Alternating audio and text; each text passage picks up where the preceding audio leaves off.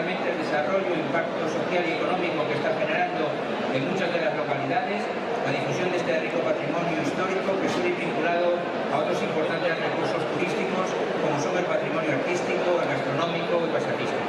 Por ello, y para facilitar aún más el aprovechamiento turístico que ofrece rememorar la vida de un personaje como Carlos V, la Red de Cooperación de las Rutas Europeas del Emperador Carlos V ha impulsado la actualización de los itinerarios históricos que realizó el emperador de sus viajes por España. En virtud de este objetivo, se ha procedido a seleccionar aquellos desplazamientos que resultan más conocidos por haber tenido mayor trascendencia histórica, como son, entre otros, su llegada a España y su primer viaje a Tordesillas para ver a su madre, la reina Juana, a Valladolid para ser programado rey por las Cortes Castellanas, su viaje a Andalucía en 1526 con motivo de los esponsales en Sevilla, que continuó posteriormente con su estancia en Granada, o el último viaje del emperador en 1556, después de abdicar en Bruselas con el desembarco en Laredo y su destino final en Houston. De estos itinerarios históricos y elaborar unas propuestas turísticas asequibles y atractivas adaptadas a las vías de comunicación actuales. Bueno, pues muchas gracias, Quintín, muchas gracias al Ministerio, a toda la labor de la Universidad también que se está haciendo, desde el punto de vista de la certificación, por decirlo de alguna manera, del rigor histórico de este tipo de propuestas turísticas y sobre todo yo lo que quería transmitir es el compromiso de la Junta de Castilla y León por apoyar este tipo de itinerarios. Hace ya más de un año que apostamos por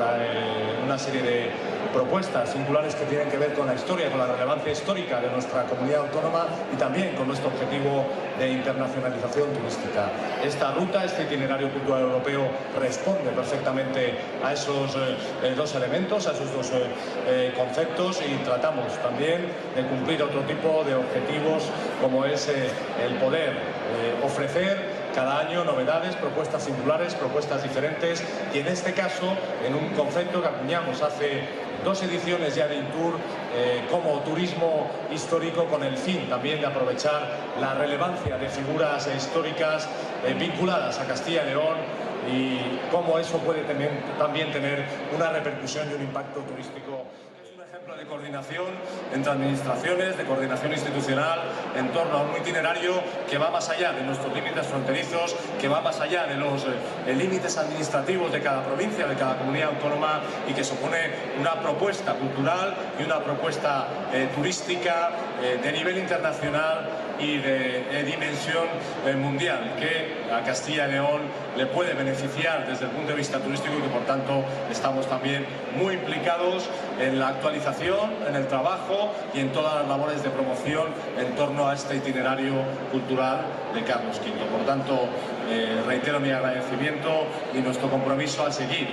colaborando por impulsar y por fortalecer año tras año ese concepto de turismo histórico, también como un elemento diferenciador de nuestra comunidad autónoma, de la riqueza cultural de nuestra comunidad autónoma, de la riqueza histórica de Castilla y León, y de cómo esta ruta es un ejemplo más de cómo se puede aglutinar servicios, ofertas turísticas, alojamientos, restauración y todo lo que es el entramado turístico, todo lo que es el sector turístico en torno a una propuesta concreta y en torno a un proyecto tan singular como la ruta de Carlos V. Gracias a la Red de Cooperación de las Rutas de Carlos V por la invitación efectuada al Ministerio de Cultura para venir a hacer esta presentación,